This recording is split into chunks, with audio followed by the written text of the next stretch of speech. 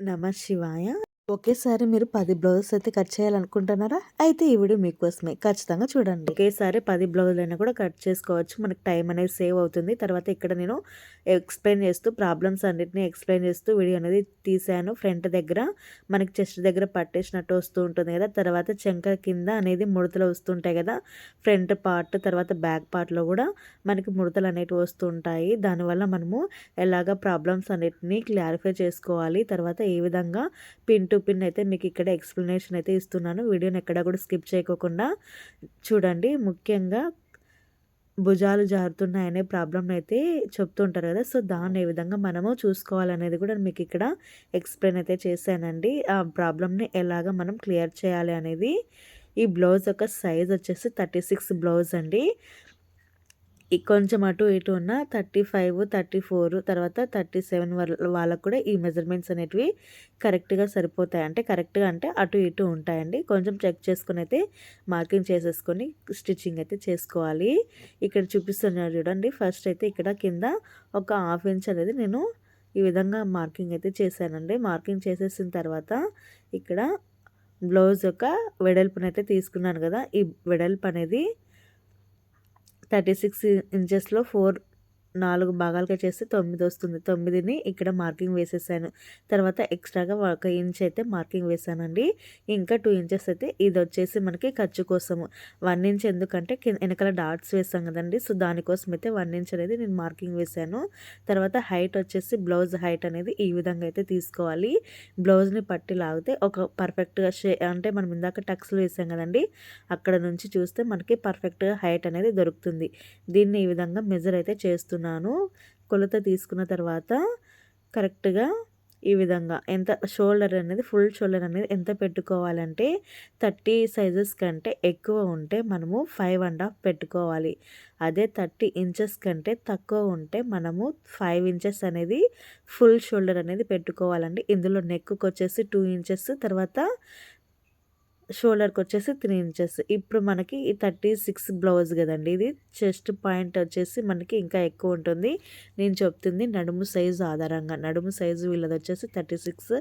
వీళ్ళకి మనం పెట్టాల్సింది 5.7 అయితే మనము ఫుల్ షోల్డర్ అనేది పెట్టాల్సి ఉంటుంది. ఈ 5.7లో నేనొచ్చేసి 2.5 వచ్చేసి మనము నెక్‌కి తీసుకుంటున్నాము. ఇంకా రిమైనింగ్ అంతా షోల్డర్‌కి అయితే పెట్టేసుకుంటున్నామండి. సేమ్ ఇదే విధంగానే కింద ఈ విధంగా కూడా కొంచెం కింద ఆర్మ్ హోల్ వస్తుంది కదండీ! ఈ విధంగా అయితే కింద కూడా మార్కింగ్ చేసేసి స్ట్రెయిట్‌గా అయితే లైన్ అయితే వేసేస్తున్నాను. ఇక్కడ ఖర్చుతో సహా అయితే వేసాను కదా! చూపిస్తున్నాను చూడండి. ఇక్కడ 6 ఇంచెస్‌కి అయితే ఒక మార్కింగ్ అయితే చేశానండి. ఇది మనకి చంక డౌను. ఈ 6 ఇంచెస్ కరెక్ట్‌గా సరిపోతుందని అయితే నేనేం చెప్పట్లేదు. ఇక్కడ మీకు మెజర్ చేసి చూపిస్తాను లైవ్‌లోనే. ఇక్కడ ఈ విధంగా కూడా టక్స్‌కి ఈ విధంగా ఫిట్టింగ్ లైన్ అయితే వేసేయండి. ఇది కంప్లీట్ అయిపోయిన తర్వాత ఈ విధంగా ఇక్కడ వచ్చేసి 1 ఇంచ్ అనేది మార్కింగ్ వేస్తున్నానండి. దీనికి ఈ విధంగా అయితే మధ్యలోకి ఫోల్డ్ చేసేసి ఇటుపక్క 1 ఇంచ్ ఉండే విధంగా చూసేసుకొని ఈ విధంగా అయితే మార్కింగ్ అయితే వేసేయండి. ఇది కంప్లీట్ అయిపోయిన తర్వాత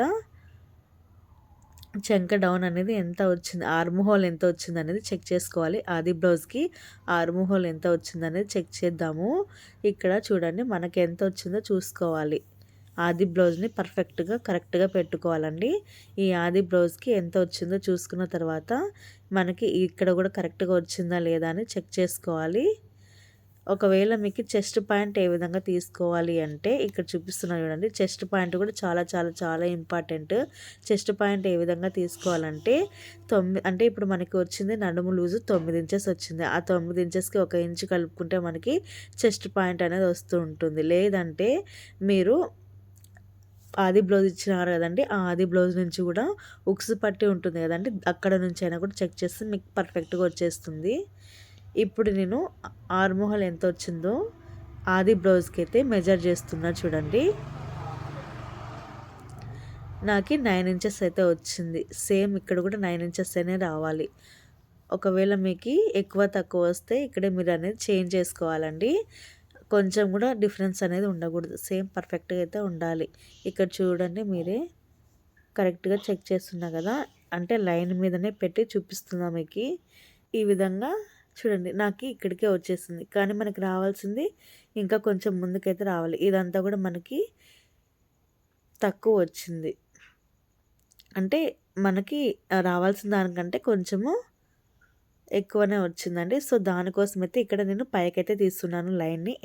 హాఫ్ ఇంచ్ అనేది పైకి తీస్తున్నాను. హాఫ్ ఇంచ్ అనేది ఈ విధంగా మార్కింగ్ చేసేసి కొలతైతే తీసుకోవాలి. ఇప్పుడు మనకి ఇక్కడ ఎక్స్ట్రాగా క్లాత్ వచ్చింది. అంటే మనకి రావాల్సిన దానికంటే ఇంకా కొంచెం ముందునే వచ్చింది. దానివల్ల మనకి క్లాత్ అనేది టైట్‌గా అయిపోతుంది. ఒకవేళ మనం కొంచెమే కదా అనేసి క్లాత్ కొంచెం ముందుకు వేసేసుకొని అనుకోని వేస్తే మనం కుట్టేటప్పుడు అప్పుడు మనకి చెస్ట్ దగ్గర పట్టేసినట్టు ఉంటుంది.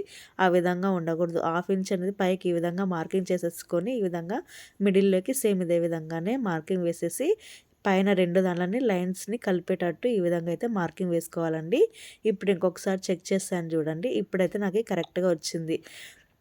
ఈ విధంగా అయితే మీరు చెక్ చేసుకోవాలి. ఒకవేళ మీరు కొంచెమే కదా అని వేసేస్తే అప్పుడు మీకు పర్ఫెక్ట్‌గా రాదండి. ఇప్పుడు చూడండి నేను చంక డౌన్ అనేది ఇందాక తీసింది 6, ఇప్పుడు నేను తీసింది 5 ½ అండి. చూడండి ఇది మనకి పర్ఫెక్ట్‌గా వచ్చింది అని. కొందరు ఏం చేస్తుంటారంటే హాఫ్ ఇంచ్ కొలతతోటి కూడా మనము చెక్ చేసుకోవచ్చు ఈ విధంగా. ఈ విధంగా హాఫ్ ఇంచ్ తోటి చెక్ చేసేటప్పుడు పైన హాఫ్ ఇంచ్ అనేది షోల్డర్‌కి కట్ చేసాం మార్కింగ్ వేసాం కదండీ! ఆ హాఫ్ ఇంచ్ అనేది మనము కౌంట్ చేయకూడదు. ఇక్కడ ఇందాక షోల్డర్ దగ్గర నుంచి మనము ఫోల్డింగ్ అనేది కరెక్ట్‌గా పెట్టుకోవాలి. హాఫ్ ఇంచ్ వేసాను కదండీ! ఈ విధంగా ఇక్కడ నుంచి అయితే మనము మెజర్ చేయాలి. ఎందుకంటే ఈ విధంగా వేస్తామంటే మనం కుట్టు వేసుకునేది హాఫ్ ఇంచ్ వదిలేసే కదా! సో, ఇక్కడ పైన హాఫ్ ఇంచ్ అనేది మనకి ఖర్చుకైతే వెళ్ళిపోతుంది. అంటే షోల్డర్ జాయిన్ చేస్తాం కాబట్టి అది కరెక్ట్‌గా హాఫ్ ఇంచ్ లోపలికి వెళ్ళిపోతుంది. అక్కడ నుంచి మనము హాఫ్ ఇంచ్ తోటి మార్కింగ్ వేసేసి స్టిచ్చింగ్ అయితే చేసుకుంటాం కదా! సో, దాని బేస్ మీద ఈ విధంగా చేస్తాము. అంటే 2 విధాలుగా మనం చూసామండి. విత్ ఖర్చు, వితౌట్ ఖర్చు ఎలాగైనా మనకు ఒక్కటే వస్తుంది. అంటే ఖర్చుతో మనం మెజర్ చేసినా ఒకటే వస్తుంది. లేకుంటే హాఫ్ ఇంచ్ వదిలేసి ఈ విధంగా మెజర్ చేసినా కూడా 2 కూడా ఆర్మ్ హోల్స్ అనేటివి పర్ఫెక్ట్‌గా వచ్చేస్తాయండి. ఇది అయిపోయిన తర్వాత బ్లౌజ్ ఈ విధంగా ఫోల్డ్ చేసేసి మిడిల్‌లోకి ఫోల్డ్ చేసేస్తే మనకి కరెక్ట్‌గా నెక్ యొక్క హైట్ అనేది వచ్చేస్తుంది. దానికి ఇక్కడ 3 ఇంచెస్ అనేది వెడల్పు డీప్ అనేది తీసేసుకొని పైన లైన్ నుంచి కింద లైన్ అనేది కలిపే విధంగా మార్కింగ్ అయితే వేసుకోవాలి. ఈ విధంగా వేసుకున్న తర్వాత మధ్యలో ఈ లోపలైతే ఈ విధంగా కర్వ్ అయితే ఇవ్వాలండి. ఇప్పుడు మనకి కరెక్ట్‌గా వచ్చింది కదా! సో, ఇప్పుడు ఇంకొకసారి అయితే నేను ఎక్స్‌ప్లెయిన్ అయితే చేశానండి. ఇక్కడ మనకి క్లాత్ అనేది తక్కువ అవ్వడం వల్ల మనం కుట్టు వేసుకునేటప్పుడు కొంచెం క్రాస్‌గా వచ్చేస్తుంది. ఎందుకంటే మనం మార్కింగ్ వేసుకుంది అదే విధంగా కాబట్టి. మనకి వేసుకున్న తర్వాత బాడీ మీదకెళ్ళిన తర్వాత ఇక్కడ మనకి చెస్ట్ దగ్గర పట్టేసినట్టు ఉంటుంది. ఇక్కడ మనం బ్యాక్ పార్ట్‌లో ఈ విధంగా చేస్తే ఆటోమేటిక్‌గా ఫ్రంట్ పార్ట్‌లో కూడా మనకి క్లాత్ అనేది తక్కువ అవుతుంది కదా! సో, దానివల్ల మనకి ప్రాబ్లమ్ అనేది బ్యాక్ పార్ట్‌లో తర్వాత ఫ్రంట్ పార్ట్‌లో బోత్ సైడ్స్ మనకి ప్రాబ్లమ్ అయితే వస్తుంది. సో, 1కి 2 సార్లు చెక్ చేసి మీరైతే కటింగ్ చేయండి. తర్వాత ఇక్కడ మధ్యలోకైతే సైడ్‌కి మనము మార్కింగ్ వేసాం కదండీ! ఫిట్టింగ్ పాయింట్ అక్కడికైతే మనం ఈ విధంగా ఫోల్డ్ చేసేసేయాలి మిడిల్‌లోకి. పైన నుంచి అంటే కింద నుంచి 4 ½ వచ్చే విధంగా ఈ విధంగా మార్కింగ్ వేసేసుకొని ఇవి వచ్చేసి మనకి టక్స్‌లకి 1 ఇంచ్ అనేది మనం ఎక్స్ట్రాగా మార్కింగ్ చేసుకున్నాం కదా! అది ఇక్కడ కవర్ అవ్వాలి. టక్స్‌లు ఎవరైనా కూడా హాఫ్ ఇంచ్ అనేది కంపల్సరీగా వేసుకోవాలి. అటుపక్క హాఫ్ ఇంచ్, ఇటుపక్క హాఫ్ ఇంచ్ టోటల్‌గా 1 ఇంచ్ అనేది కరెక్ట్‌గా సరిపోతుంది. కొందరు ఏం చేస్తారంటే మొత్తం అంతా బ్లౌజ్ అంతా స్టిచ్ చేసిన తర్వాత లాస్ట్‌లో అనేది టక్స్‌లు వేసేస్తారండి. అలా వేయకూడదు. ఇక్కడే మనకి హాఫ్ ఇంచ్ అనేది అయిపోతుంది. కరెక్ట్‌గా సరిపోతుంది. తర్వాత ఇక్కడ కింద ఒక 3/4 ఇంచ్ అనేది ఈ విధంగా అయితే షేప్ అయితే ఇవ్వండి. దీనివల్ల మనకి ఫినిషింగ్ అనేది నీట్‌గా ఉంటుంది. తర్వాత బాడీ మీదకెళ్ళిన తర్వాత మనం ఎప్పుడూ కూడా సిట్టింగ్ అంటే స్టాండింగ్ పొజిషన్‌లోనే ఉంటాం కదా! సిట్టింగ్ కూడా ఉంటాం కాబట్టి మనకి ముడతలు అనేటివి రాకుండా ఉండాలంటే కంపల్సరీగా మనం ఈ విధంగా అయితే షేప్ అనేది ఇచ్చుకోవాలండి. దానివల్ల మనకి షేప్ బెల్ట్ దగ్గర కూడా ముడతలు రాకుండా కరెక్ట్‌గా ఫిట్టింగ్ అనేది పర్ఫెక్ట్‌గా ఉంటుంది. తర్వాత ఇప్పుడు మార్కింగ్ చేసిన విధంగా అయితే మనము కటింగ్ అయితే చేసేసుకోవాలి. ఇక్కడ చూడండి నేను పైన లైన్ అయితే కట్ చేస్తున్నాను. కింద లైన్ అనేది కట్ చేయలేదు. ఎందుకంటే మనము పైన బేస్ మీద అయితే కటింగ్ అంటే మార్కింగ్ వేసాం కదా! సో, దానివల్లనే మనం ఇక్కడ కటింగ్ కూడా చేయాల్సి ఉంటుంది. ఇప్పుడు బ్యాక్ పార్ట్ అయితే కంప్లీట్ అయిపోయింది కదండీ! తర్వాత ఫ్రంట్ పార్ట్ ఇక్కడ ఏమన్నా కర్వ్ కూడా పర్ఫెక్ట్‌గా ఉండేలా చూసుకోండి.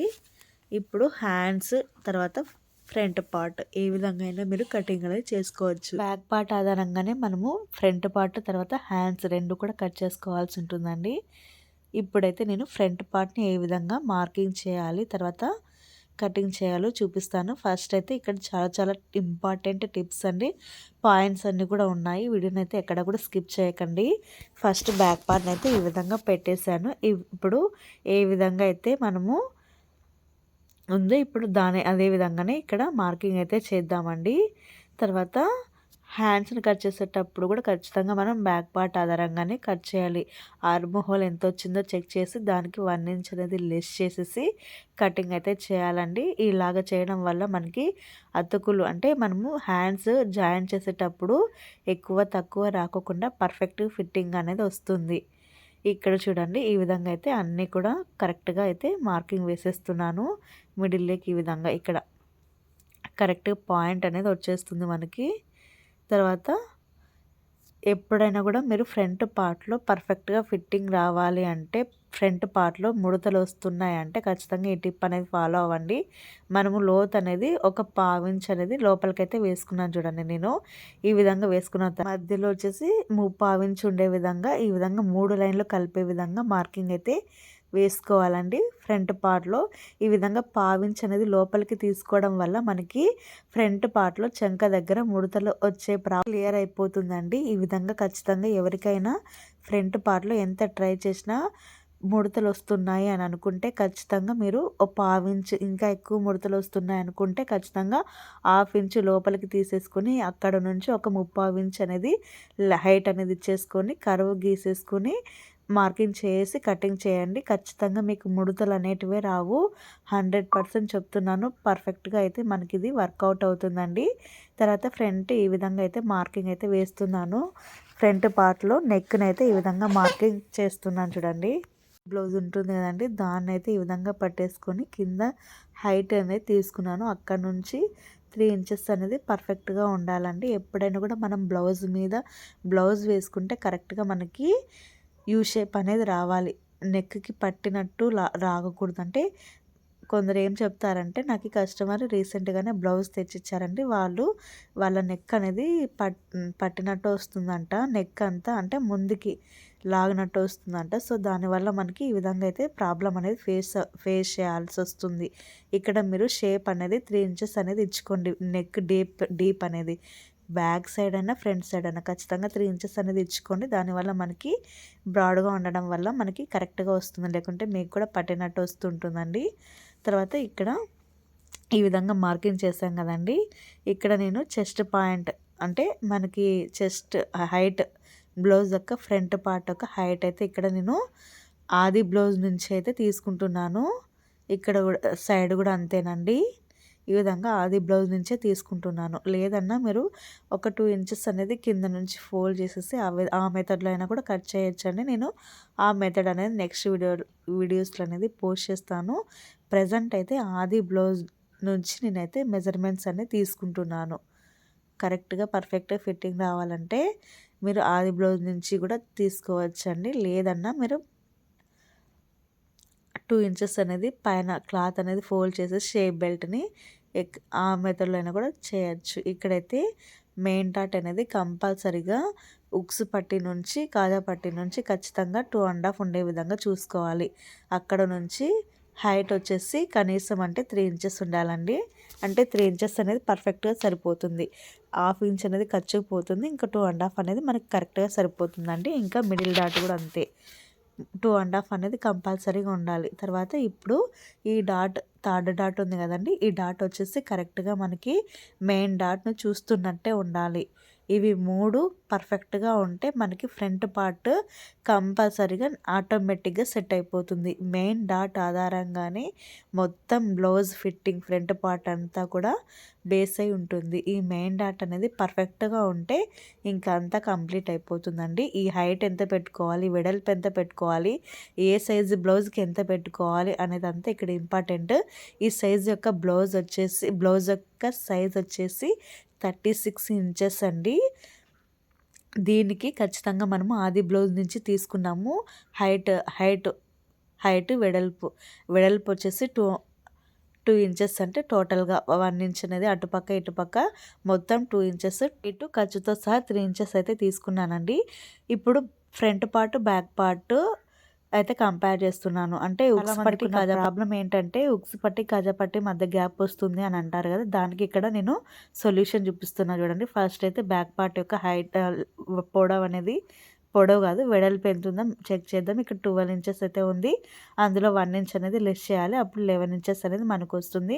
ఈ 11 ఇంచెస్ అనేది ఇక్కడ టక్స్ దగ్గరికి ఎంత వచ్చిందో చూసుకోవాలి. 3½ ఏమో వచ్చింది. ఇక్కడ నుంచి ఈ టక్స్ అనేది మనము తీసేసేయాలి. ఇది ఎందుకంటే మనకి 3½ నుంచి ఇక్కడ మరి మెజర్ అనేది చేయాలి. ఈ టక్స్ వేయడం వల్ల మనకి క్లాత్ అనేది ఫ్రంట్ పార్ట్‌లో ఆటోమేటిక్‌గా తగ్గిపోతుంది. దానివల్ల మనకి క్లాత్ అనేది తక్కువ వస్తుంది. ఇప్పుడు ఈ విధంగా చేస్తే మీకు పర్ఫెక్ట్‌గా వచ్చేస్తుందండి. ఉక్స్ పట్టి, గజ పట్టి మధ్య గ్యాప్ అనేది రాదు. ఇక్కడ నాకు ఒక పాయింట్ అనేది తక్కువ వచ్చింది. దాన్నైతే నేను ఇక్కడ వేసేసాను.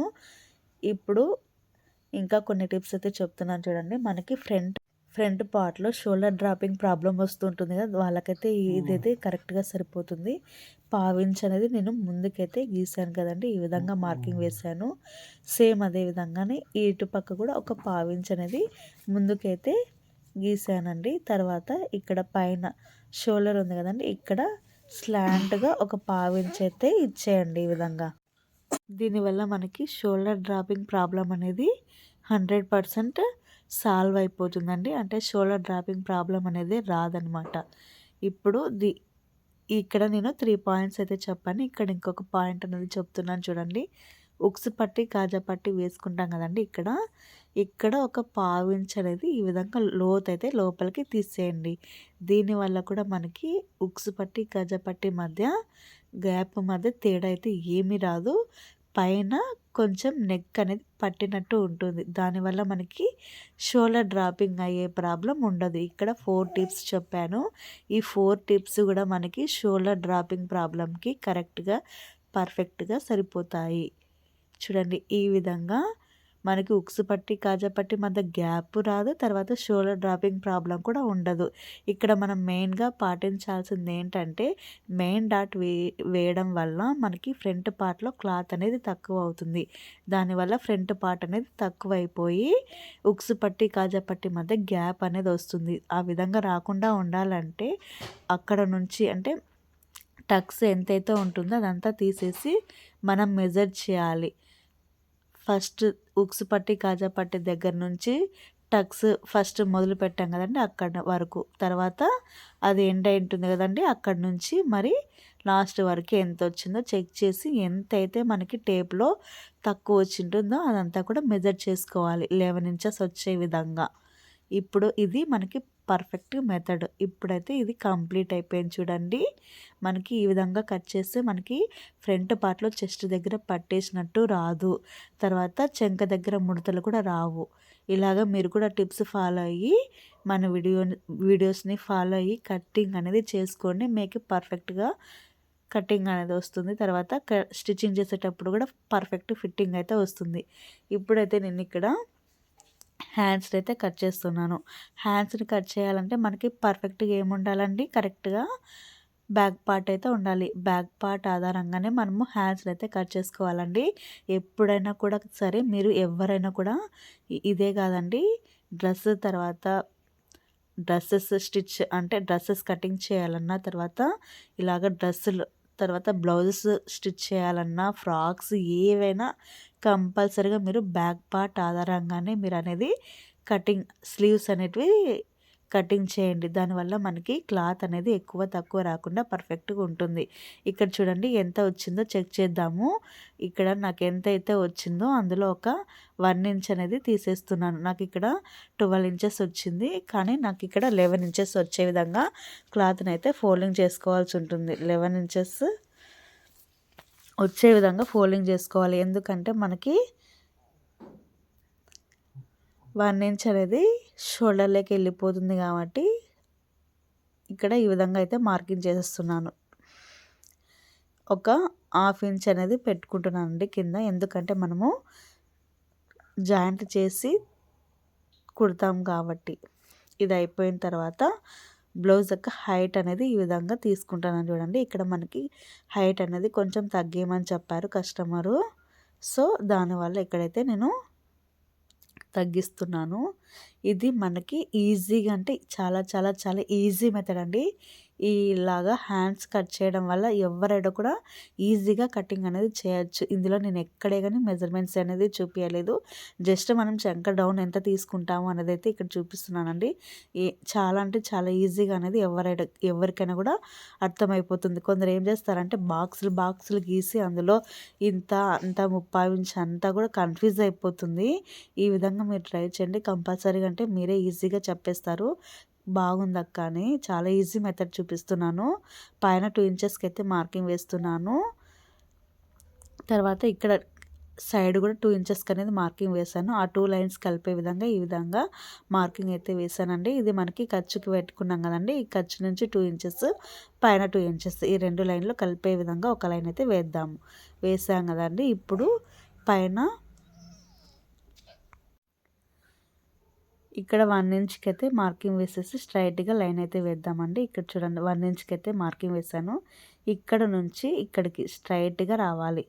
ఇక్కడ మధ్యలోకి టేప్ని ఈ విధంగా ఫోల్డ్ చేసేసి మిడిల్లోకి ఒక లైన్ అయితే వేయండి. ఈ విధంగా చూడండి, ఇది పర్ఫెక్ట్గా మెథడ్ అయితే మనకి పర్ఫెక్ట్ వస్తుంది.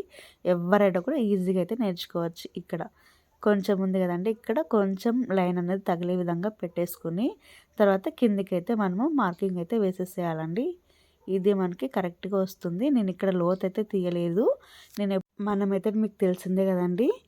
నేను స్టిచ్చింగ్ చేసేటప్పుడే లోత్ అనేది తీస్తాను. అందరికీ తెలిసిన విషయమే కదా అది.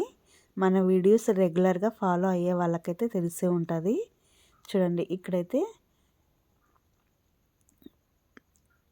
ఇది సీదా అంటే ఉల్టా తీసేసి నీట్గా చెక్ చేస్తున్నాను. ఇంకొకసారి కరెక్ట్గానే వచ్చింది. సో ఇక్కడైతే మార్కింగ్ వేసేసి ఇంకా కటింగ్ అయితే చేయాలండి. ఈ మెథడ్లో మీరు కటింగ్ చేస్తే అసలు ఎక్కడే కానీ మీకు ముడతలు అనేటివి రాకుండా పర్ఫెక్ట్గా వచ్చేస్తుంది. ఇది చాలా చాలా చాలా బెస్ట్ మెథడు. ఎవరైనా కూడా ఇట్ట నేర్చుకోవచ్చు. అంత ఈజీ ఈ మెథడ్ అనేది. ఎక్కడే కానీ మనకి కన్ఫ్యూజన్ అనేది ఉండదండి. ఇప్పుడు మనం మార్కింగ్ చేసిన విధంగా అయితే కటింగ్ అయితే చేసేద్దాము. ఇక్కడ కూడా ఎక్స్ట్రా ఉన్న క్లాత్ని అంతా కట్ చేసేసి టక్స్లు అయితే ఇద్దామండి.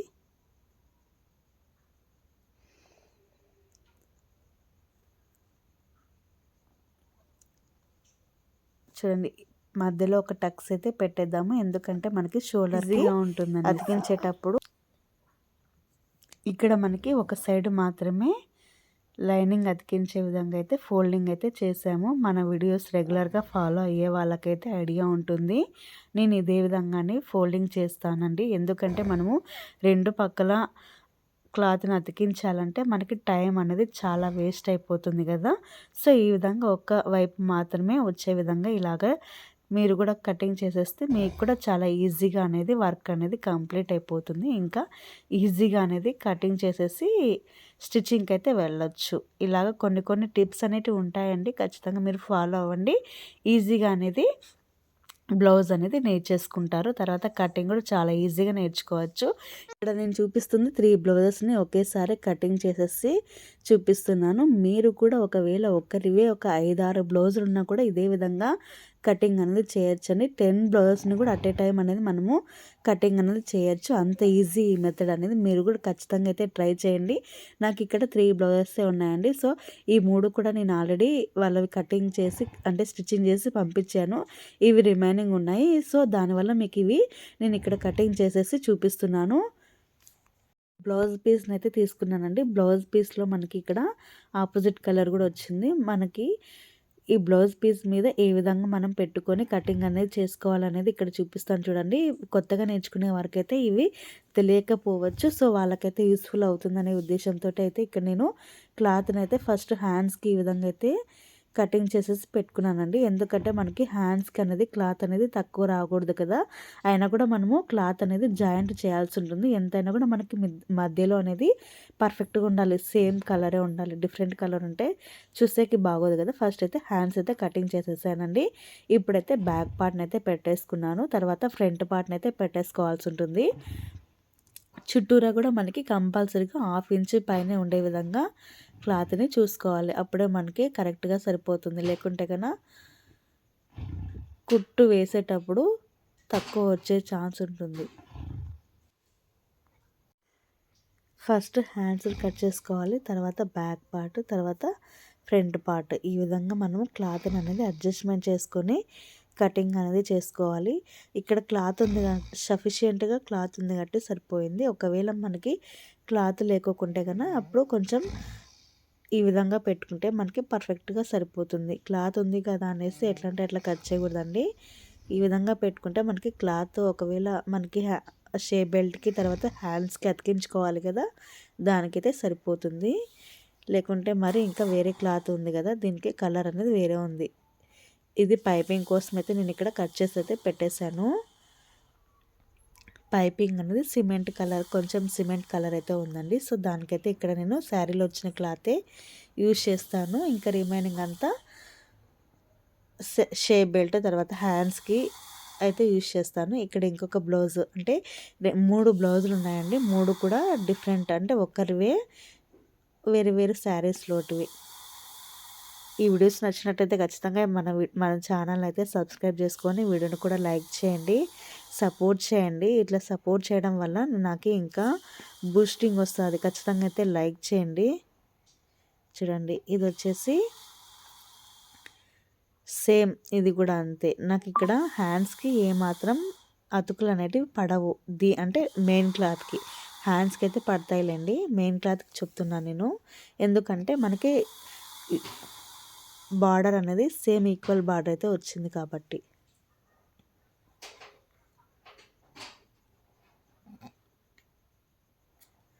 ఇప్పుడు బ్యాక్ పార్ట్ తర్వాత ఫ్రంట్ పార్ట్ 2 కూడా పెట్టేసుకొని సేమ్ కట్ చేసుకోవాలి.